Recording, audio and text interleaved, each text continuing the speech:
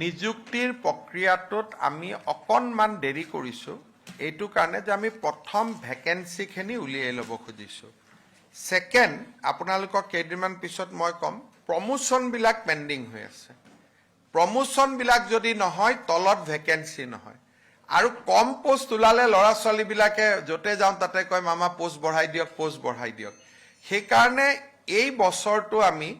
এই বানপানী হোৱাৰ পিছতে খুব প্ৰমোশনবিলাক কৰিব খুজিছোঁ অসম গভৰ্ণমেণ্টত আপোনালোকে জানে কনিষ্টেবলৰ পৰা যদি মানুহজন হাবিলদাৰ নহয় কনিষ্টেবলৰ পোষ্টটো খালী নহয় সেই কাৰণে ডিসেম্বৰলৈকে আমি প্ৰমোশনবিলাক শেষ কৰিব খুজিছোঁ ধৰক এডুকেশ্যন ডিপাৰ্টমেণ্টত 1000 হেডমাষ্টাৰৰ পোষ্ট খালী আছে